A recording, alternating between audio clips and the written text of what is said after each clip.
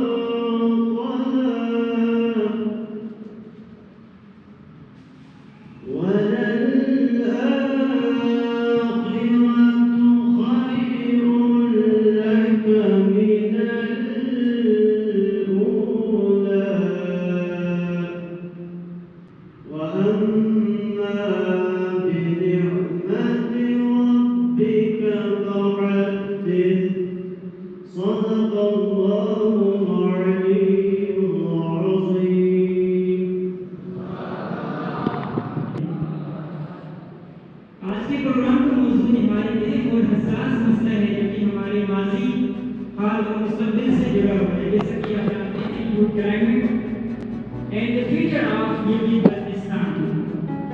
Unit Baltistan अजीम बर्फानी चोटियों, दरियाओं व बेमिसाल कुदरत की हुस्न के बाइस न सिर्फ पाकिस्तान में मशहूर है बल्कि पूरी दुनिया में एक अपना हैसियत रखता है और ये पाकिस्तान के लिए शहरत की हैसियत रखता है।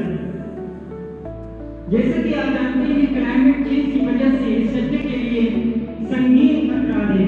तो ग्लेशियर के तेज बिखराव से लेकर पानी की कमी, माहौलियाती आलूगी और कुदरती आफात है। ऐसे नाजुक हालात में हम ये समझते हैं कि ऐसे नाजुक हालात में नौजवान सबसे बड़ी उम्मीद है और नौजवानों को आगे आकर वो अगर अपनी कायदाना किरदार अदा करे तो इस वक्त इन तमाम मसाइल को हल निकल सकता है।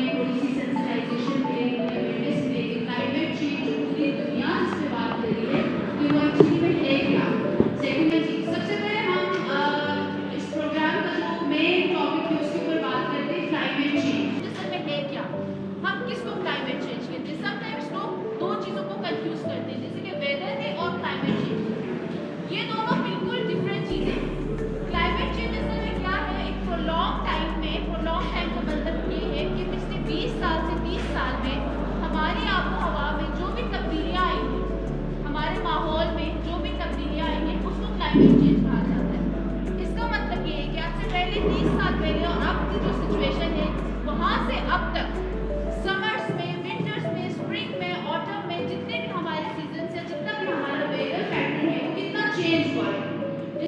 आज हम जो स्टूडेंट्स यहाँ बैठे हैं, you are the custodians of environment, you are the custodians of this society.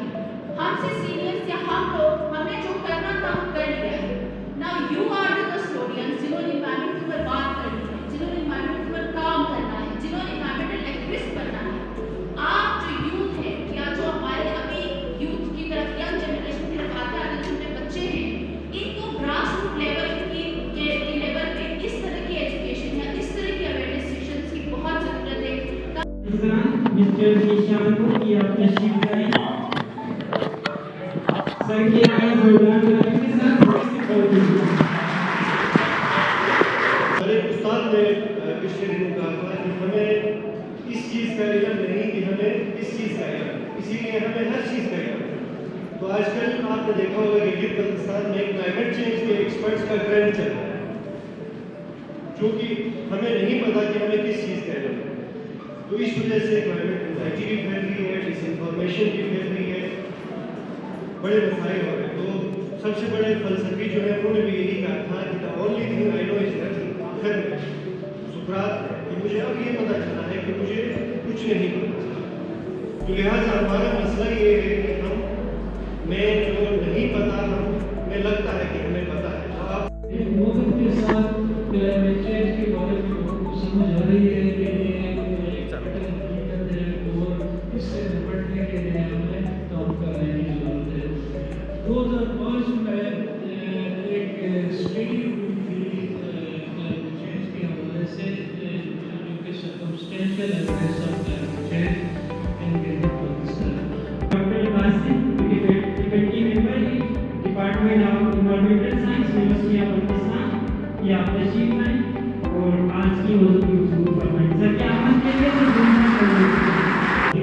आप सब जो है जो आप पार्ट ऑफ यूथ, तो आप यूथ का पार्ट है और यूथ को ही किसी भी सोसाइटी के अंदर जो है वो बैकबोन समझा जाता है। किसी भी सोसाइटी के अंदर जो भी प्लानिंग होती है, जो भी एक्शंस होते हैं, उसमें यूथ का कलीदी किरदार होता है।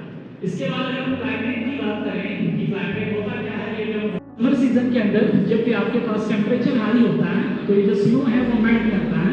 अगर आपके पास स्नो भी बड़ी तेजी से मेल्ट कर रही है, इट मींस अगेन जो है we are just talking about climate.